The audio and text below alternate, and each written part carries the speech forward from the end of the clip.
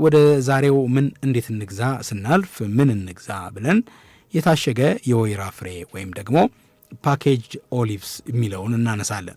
የታሸገ የወይራ ፍሬ ወይ ከወይራ ዛፍ የሚገኝ ሲሆን ይህ ዛፍ በሜዲትራኒያን አካባቢ በሺዎች ዓመታት በፊት ጀምሮ ለተለያዩ የምግብ አይነቶችና ለወይራ ዘይት ማዘጋጃነት ጥቅም ላይ ይውል እንደነበረ ነው መረጃዎች የሚያመላክቱት።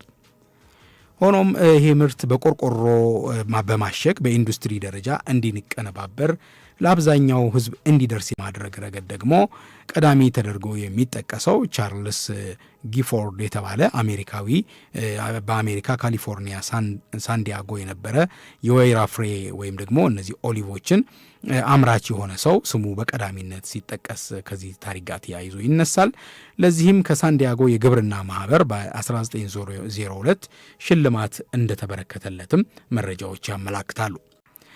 በአሁኑ ወቅት የታሸገ የወይራ ፍሬ የዓለም አቀፍ የገበያ ድርሻውን ደግሞ ስንመለከት 2026 የዘንድሮ በፈረንጆቹ ግምት ሲወሰድ 2.57 ቢሊዮን ዶላር የደረሰ እንደሆነ መረጃዎች ነው የሚያመላክቱት።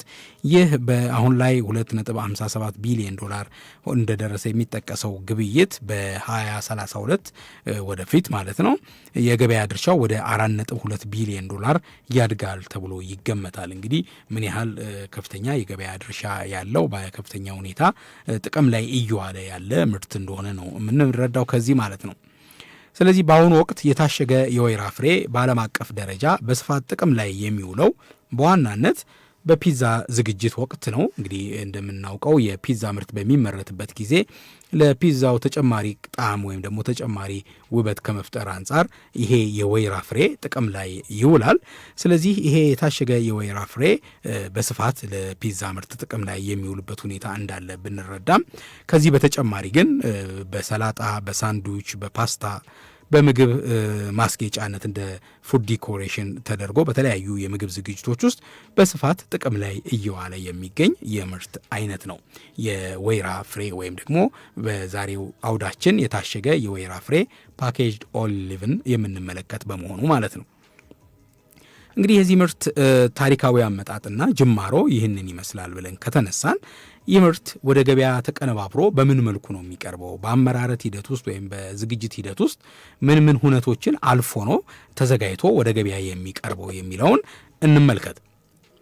እንግዲህ የታሸገ የወይራ ፍሬ አመራረት ሂደትን ስንመለከት ቀዳሚ የሚሆነው የጥሬ ዕቃ አቅርቦቱ ወይም ጥሬ ዕቃውን የመቀበልና ያንን በአግባቡ ፈትሾ መርምሮ ጥቅም ላይ እንዲውል የማድረግ ሂደት ነው። እንግዲህ በዚህ ሂደት ላይ የወይራ ፍሬው ወደ ፋብሪካ ገብቶ ከመቀነባበሩ በፊት በመጀመሪያ የፍሬውን የመብሰል ደረጃ እንዲሁም ደግሞ ቀለሙን፣ መጠኑን፣ የጉዳትና የመበስበስ ሁኔታም ካለ ደግሞ ይህንንም በአግባቡ የሚለይበት ፍተሻ የሚደረግበትና የሚመረበርበት ነው። ይህ ምርመራ ከተደረገ በኋላ የበሰበሰ የተበላሸ ወይም ደግሞ በተባይ የተጎዳ አሊያም ደግሞ በሻጋታ የተጠቃ ፍሬ ካለ እንዲህ ያሉ ፍሬዎች ከአመራረት ሂደት ውስጥ ወደ ቀጣይ ደረጃ እንዳያልፉ የሚጸዱበትና እንዲወገዱ የሚደረግበት ሂደት ይሆናል ማለት ነው። ስለዚህ ለአመራረት ሂደቱ ወይም ደግሞ ለወይራ ፍሬ ዝግጅት የሚያስፈልገው ጤናማ የሆኑ ፍሬዎች ተለይተው የሚቀርቡበት ሂደት የመጀመሪያው የፕሮሰስ ሂደት ይሆናል ማለት ነው። ከዛ በዚህ መልኩ የተለዩ ፍሬዎችን ወደ ቀጣዩ ሂደት ሲሄድ የማጽዳትና የመለየት ተግባር ተጨማሪ ተግባር ይሆናል ማለት ነው። እዚህ ሂደት ላይ የወይራ ፍሬው ከቅጠል፣ ከአፈር፣ ከድንጋይና ከሌሎች ባዕድ ነገሮች እንግዲህ አንዳንድ ጊዜ ከማሳው ላይ እነዚህ አትክልቶች ወይም ደግሞ ለዝግጅት የሚሆኑ ግብአቶች በሚሰበሰቡበት ጊዜ አብረው ሊገቡ የሚችሉ ባዕድ ነገሮች ይኖራሉ። ቅጠላ ቅጠሎች እንደ አፈር መሰል ድንጋይ ነገሮችና ሌሎች አላስፈላጊ ነገሮች በውስጡ ተቀላቅለው የሚመጡ ከሆነ እነዚህን ወደ መጨረሻ የአመራረት ወይም ወደ ቀጣይ የአመራረት ሂደት ለማለፍ ስለማይገባቸው እነዚህን የማጽዳት ተመሳሳይ መጠንና ጥራት እንዲኖራቸው ያላቸውን ፍሬዎች ብቻ ለይቶ ወደሚቀጥለው ሂደት የማሸጋገሩ ተግባር ሁለተኛው ተግባር ይሆናል ማለት ነው። እንግዲህ ተመሳሳይ መጠን መጠን ያላቸው ፍሬ በአንድነት እንዲሰበሰቡ ማድረግንም ይጨምራል ማለት ነው። በዚህ ሂደት ለጥቅም የሚውሉ ፍሬዎቹን የመለየት ብቻ ሳይሆን ከተለዩት ጤናማ ፍሬዎች መካከልም በመጠንና በሳይዛቸው የተለያዩትን ለይቶ ተቀራራቢ የሆኑትን በአንድ ማደራጀት ያስፈልጋል። ምክንያቱም መጨረሻ ላይ ለሚፈለገው ግብአት በሚውልበት ጊዜ ዩኒፎርም የሆነ መጠን ኖሯቸው ሊቀርቡ ስለሚገባ ማለት ነው። ከዚህ ቀጥሎ የሚኖር የመራራነቱን መቀነስ ነው። እንግዲህ ይሄ ፍሬ በባህሪው ወይም ደግሞ በተፈጥሮ መራራነት ባህሪ ያላቸው የወይራ ፍሬዎች፣ ስለዚህ ይሄን የመራራነት ጣዕሙን ወይም ደግሞ ባህሪውን እንዲቀንስ የሚደረግበት ሂደት ቀጣዩ የምርት ሂደት ተግባር ነው የሚሆነው። የወይራ ፍሬው በተፈጥሮ መራራ ንጥረ ነገር በውስጡ ስላለው ያንን መራራ ንጥረ ነገር በቀጥታ ለመብላት የሚያመች ወይም ደግሞ የሚቻል አይሆንም ማለት ነው። ስለዚህ እንደ የምርቱ አይነት ፍሬውን በጨው ውሃ ተዘፍዝፎ እንዲፈላ የሚደረግበት ወይም ደግሞ ይሄ ፈርመንት የሚባለው ፕሮሰስ ሂደት እንዲያልፍ ይደረጋል። ይህንን በማድረግ በዚህ በፈርመንት ሂደት ይህንን መራራ ንጥረ ነገር ማስወገድ የሚቻልበት ተግባር ስለሆነ አሊያም ደግሞ በሶዲየም ሃይድሮክሳይድ እንዲታጠብ በማድረግና ሌላ በተገቢ የማቀነባበሪያ ዘዴ መራራነቱን እንዲቀነስ የማድረጉ ሂደት ቀጣዩ ተግባር ይሆናል ማለት ነው። ስለዚህ ፍሬው ለጥቅም በሚሆን መልኩ ወይም ደግሞ ለመብልነት ምቹ በሚሆን መልኩ በውስጡ በተፈጥሯዊ ባህሪው ይዞት የሚገኘውን ሊሮፒያን የተሰኘ መራራ ንጥረ ነገር ከውስጡ እንዲወገድ የማድረግ ተግባር በምርት ሂደት ፕሮሰስ ውስጥ ቀጥሎ የሚመጣ ተግባር ነው ማለት ነው። ስለዚህ ይህ ሂደት መራራነቱን ለመቀነስ ብቻ ሳይሆን ጥቅም ላይ የሚውለው የፍሬው ጣዕምና ለምግብ ተስማሚ በሚሆንበት መልኩ ተሻሽሎ እንዲቀርብ የማድረግ ስራ ነው እዚህ ላይም አብሮ የሚሰራው ማለት ነው።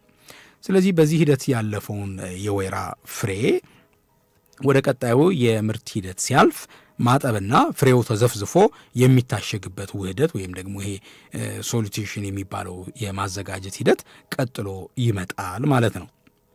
ስለዚህ ከላይ መራራነቱን ለመቀነስ የተጠቀምንባቸውን ኬሚካሎች ሙሉ በሙሉ በውሃ በማጠብ እንዲወገዱ ካደረግን በኋላ ምርቱ ታሽጎ የሚቀመጥበት ውህድን ከውሃ ከጨውና ከአሲዳማነቱ ለመጠበቅ የሚረዱ ሌሎች ንጥረ ነገሮችን በመጨመር ማዘጋጀት ሂደት ነው ማለት ነው። እንግዲህ እነዚህ የወይራ ፍሬዎች በቆርቆሮ በተለያዩ ማሸጊያዎች ተዘጋጅተው ሲቀርቡ የተፈጥሮ ይዘታቸውን ወይም ሞይስቸራቸውን እንዳያጡ አብረዋቸው እንደ መዘፍዘፊያ የሚሆኑ ፈሳሽ ነገሮች ይኖራሉ። ስለዚህ ይሄንን ጠብቆ የማዘጋጀት ሂደት ነው ማለት ነው። ስለዚህ የጨው መጠኑ በዚህ ዝግጅት ውስጥ ይሄ የጨው መጠኑ ወይም ፒኤች የምንለው እና ሌሎች የሂደት መለኪያዎችም በተገቢ ደረጃ መቆጣጠርና የምርቱን ጥራትና ደህንነት በአግባቡ የመጠበቅ ሂደት እዚህ ዝግጅት ፌዝ ላይ የሚተገበር ወይም ደረጃ ላይ የሚተገበር ሂደት በመሆኑ እነዚህ ወሳኝ ሂደቶች ናቸው ማለት ነው።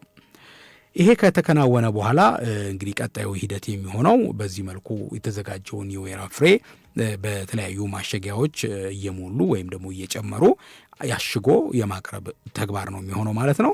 ስለዚህ በዚህ ሂደት እንግዲህ ከላይ ባየናቸው መንገዶች የተዘጋጀውን የወይራ ፍሬ እንደ መጠኑና አይነቱ ከተመደበ በኋላ እንግዲህ ቀደም እንዳልነው የወይራ ፍሬ ሁሉም ንጹሖቹ ተለይተው ከቀረቡ በኋላ ደግሞ በመጠናቸው ወይም ደግሞ በሳይዛቸው እየተለዩ ይቀመጣሉ ብለናል። ስለዚህ ያንን ታሳቢ ባደረገ መልኩ በየመጠናቸው በማሸጊያዎች ውስጥ ከተመደቡ በኋላ በቆርቆሮ ማሸጊያ ወይም ደግሞ በጠርሙስ እነዚህ ግላስ ጃር የምንላቸው ወይም ደግሞ በሌላ ለምግብ ተስማሚ ማሸጊያ ውስጥ እንዲሞሉ በማድረግ ከላይ የተዘጋጀውን የወይራ ፍሬውን ደህንነቱን በጠበቀ መልኩ ለረጅም ጊዜ ለማስቀመጥ የሚረዳውን ውህድ በመጨመር የማሸግ ሂደት ይሆናል ማለት ነው። እነዚህ በየሳይዛቸው ተቀራራቢ መጠን ያላቸውን የወይራ ፍሬዎች ከላይ ያየናቸውን ሂደት አልፎ የተዘጋጁትን የወይራ ፍሬዎች ለይቶ በማሸጊያው ወይም በቆርቆሮ በጠርሙስ አለያም በሌላ ማሸጊያ ውስጥ መክተት ሂደት ብቻ ሳይሆን ቅድም አራተኛ ላይ ያየነውን ይህንን እርጥበቱን ጠብቆ ማቆየት የሚያስችለው ውህድ ፈሳሽ ተዘጋጅቷል። ስለዚህ ያንንም በጋራ ጨምሮ አብሮ የማሸግ ሂደት ይመጣል ማለት ነው።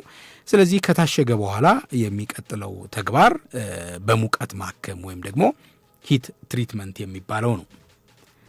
እንግዲህ ይህ ሂደት በምርቱ ውስጥ ሊያድጉ የሚችሉ ጎጂ ረቂቅ ህዋሳያንን ለመግደል ወይም ደግሞ ለማጥፋት በሚያስችል ሳይንሳዊ በሆነ የሙቀት መጠን ለተወሰነ ጊዜ ምርቱ እንዲቆይ በማድረግ ምርቱ ሳይበላሽ ለረጅም ጊዜ እንዲቆይ የማድረግ ሂደት ነው።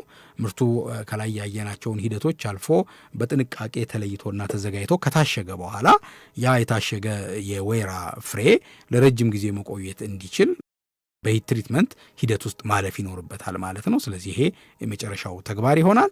ይሄ ካለፈ በኋላ በሙቀት እንዲታከም ወይም ደግሞ በሂት ትሪትመንት ውስጥ ካለፈ በኋላ በዛው በትኩስነቱ አልፎ አይሄድም። ስለዚህ የማቀዝቀዝ ተግባር ይኖራል። ከሙቀት ሕክምና በኋላ በማሸጊያው ላይ የተፈጠረውን ከፍተኛ ሙቀት እንዲወጣ በማድረግ ምርቱ እንዲቀዘቅዝ የማድረግ ሂደት የመጨረሻው ተግባር ነው የሚሆነው ማለት ነው። ስለዚህ የማቀዝቀዝ ሂደቱ በትክክል መከናወኑ የማሸጊያውን ሁኔታና የምርቱን ጥራት ለመጠበቅ ከፍተኛ አስተዋጽኦ አለው ማለት ነው። ስለዚህ እያንዳንዱ የአመራረት ሂደት ተግባሮች በጥንቃቄ በአግባቡ ሊከወኑ ይገባል ማለት ነው። እንግዲህ ወደ እንዴት እንግዛ ምዕራፍ እንለፍ። ምን እንግዛ ብለን የወይራ ፍሬ ብለናል። ስለዚህ የታሸገ የወይራ ፍሬ። ስለዚህ የወይራ ፍሬን በምንገዛበት ጊዜ ምን አይነት የጥንቃቄ መንገዶችን ልንጠቀም እንችላለን፣ ጥራቱን የጠበቀውን እንዴት መለየት እንችላለን የሚለውን የምናመላክትበት እንዴት እንግዛ ላይ ነው የምንገኘው። እንግዲህ በግዢ ወቅት ልናደርጋቸው ከሚገቡ ጥንቃቄዎች መካከል እንደተለመደው አስቀድመን ምርቱን ከገጽታ አንጻር ወይም ደግሞ አፒራንሱን በመመልከት ጥራቱን የጠበቀ መሆኑን እንዴት መለየት እንችላለን የሚለውን እንመልከት። የታሸገውን የወይራ ፍሬ በጠርሙስ ውስጥ የታሸገ እንደሆነ ጥሩ ብርሃን ባለበት ቦታ ላይ አድርገን ስንመለከተው ምንም አይነት የሚንሳፈፍ ባዕድ ነገር የሌለበት፣ ምንም አይነት ሻጋታ የማይታይበት እንዲሁም ደግሞ አረፋ ወይም ደግሞ ደመናማ ገጽታ የሌለውና ንጹህ የሆነ አሻግሮ ማሳየት የሚችል ገጽታ ሊኖረው ይገባል ማለት ነው። እንግዲህ ከገበያ ላይ በምንገዛበት ጊዜ በጠርሙስ ማሸጊያ ከቀረበ ጠርሙሱ ትራንስፓረንት ስለሆነ ተመልክተን እነዚህ ነገሮች በውስጡ የሌሉበት መሆኑን ልብ ብለን መለየት እንችላለን ማለት ነው። ይህም ማለት ምንድነው? ባዕድ ነገሮች ውስጡ የሚንሳፈፉ ከሆነ፣ የሻጋታ መልክ የምንመለከትበት ከሆነ እንዲሁም ደግሞ አረፋ የሰራ ደመናማ ገጽታ ያለው ከሆነ ምርቱ የመበላሸት አመላካች ምልክት ስለሚሆን እንዲህ ያለው ምርት ከመጠቀም መቆጠብ ያስፈልጋል። ከዚህ በተጨማሪ ከገጽታው አንጻር በጠርሙስ ውስጥ የሚታይ ምንም አይነት የበዛ የሚፈለቀለቅ ጋዝ ወይም ደግሞ እነዚህ ኤር በብል የሚያደርጉ አየሮች በውስጡ ሊኖሩበት አይገባም። ምክንያቱም የበዛ ጋዝ የሚፈለቀለቅና የሚታይ ከሆነ ምርቱ በባክቴሪያ መጠቃቱን እና መበላሸቱን የሚያመላክት ስለሆነ ከዚህ አንጻር ጥንቃቄ ልናደርግ ይገባል ማለት ነው። እንግዲህ እነዚህ ምልክቶች በጠርሙስ ማሸጊያ በሚሆኑበት ጊዜ ግልጽ ስለሆነ የምንመለከታቸው ነው። ምርቱ በቆርቆሮ ታሽጎ የቀረበ ከሆነ ግን ቆርቆሮው የላይኛው የታችኛው ማሸጊያ ክፍሎች አለመነፋቱ፣ ቆርቆሮ ያልተነፋ ያልተወጠረ መሆኑን ማጣራት፣ እንዲሁም ደግሞ ምንም አይነት ዝገት የማይታይበት መሆኑን ልብ ማለት ያስፈልጋል። የፈነዳና የሚያፈስ ወይም ደግሞ የሚያዥ ወይም ከዚህ በተጨማሪ ደግሞ በጣም የተጨመቀ ወይም ደግሞ የተጨራመተ አለመሆኑን ማረጋገጥ ያስፈልጋል ማለት ነው። በቆርቆሮ ታሽገው የሚቀርቡ የምርት አይነቶች ሁልጊዜም በእንዴት እንግዛ እንደምናነሳው የቆርቆሮ ማሸጊያ ክፍሎች የላይኛው ወይም የታችኛው ክፍል እብጠት የምንመለከት ከሆነ በውስጡ አላስፈላጊ የሆኑ ባክቴሪያዎች መራባታቸውን የሚያመላክት ስለሆነ የጥራት መበላሸት ማሳያ ስለሚሆን ይህ እንዲህ ያሉ በማሸጊያ የቀረቡ ምርቶችን ከመጠቀም መጠንቀቅ ያስፈልጋል ማለት ነው። እንግዲህ በዚህም በወይራ ፍሬ ምርት ላይ በቆርቆሮ የተነፋ እንደሆነ ምርቱ በባክቴሪያ የተበከለ እንደሆነ የሚያሳይ ሲሆናል። እንዲሁም ደግሞ እጅግ በጣም ገዳይ በሆነው ይሄ ባክቴሪያ አለ። በጣም ለሰው ልጅ ከፍተኛ አደጋ የማድረስ አቅም ያለው ባክቴሪያ አለ። ክሎስትሪዲየም ቦቱሊየም የሚባል ባክቴሪያ አለ። ስለዚህ በዚህ ባክቴሪያ የተጠቃና ከላይ ባየነው በሙቀት አማካኝነት ሕክምና በሚደረግበት ወቅት ባክቴሪያዎቹ የመግደል ሂደት በአግባቡ ያላለፈ መሆኑን የሚያሳየን ነው ማለት ነው። ቅድም እንዳልነው ምርቱ ተለይቶ ከተዘጋጀና ሁሉን ሂደቶች ካበቃ በኋላ በቆርቆሮ ገብቶ ከታሸገ በኋላ በሙቀት የማከም ሂደት የሂት ትሪትመንት ፕሮሰስ ያልፋል ብለናል። ስለዚህ እዚህ ሂት ትሪትመንት ወይም የሙቀት ሕክምና ላይ በአግባቡ ካልታከመ እነዚህ ባክቴሪያዎች በውስጡ የሚራቡ በመሆናቸው ለጤና እጅግ ጎጂ ስለሆኑ ጥንቃቄ ማድረግ ያስፈልጋል ማለት ነው። ስለዚህ በቆርቆሮ የሚቀርብ የሚሆንበት ጊዜ ቆርቆሮ ያላበጠ መሆኑን ልብ ብሎ በመለየት ልንገዛ ይገባል ማለት ነው። ከገጽታው ባለፈ ቀለሙን ወይም ደግሞ ከለሩን በመመልከትም የጥራት ደረጃውን ልንለይ የምንችልበት መንገድ አለ። እንግዲህ የወይራ ፍሬ ቀለም እንደ ዝርያውና እንደ የማቀነባበሪያው ዘዴ የተለያየ አይነት ቀለም ማለትም አረንጓዴ፣ ጥቁር፣ ቡናማ ወይም ደግሞ ሌላ ተፈጥሯዊ ቀለም ሊኖረው እንደሚችል ይጠመናል ወይም ደግሞ ይጠበቃል። ስለዚህ ፍሬውን ግን ስንመለከተው እንደየቀለም አይነቱ ወጥ የሆነ ቀለም ሊኖረው ይገባል ማለት ነው። የትኛውንም አይነት ከለር የያዘ የወይራ ፍሬ ቢሆን ወጥ መሆን መቻል አለበት ማለት ነው። ይህም ማለት በአረንጓዴ ፍሬ ላይ በብዙ ቤት ላይ ጥቁር ቀለም ወይም ደግሞ በጥቁር ፍሬ ላይ በብዛት የሚታዩ ሌሎች አረንጓዴ ቀለም ልናይበት አይገባም ማለት ነው።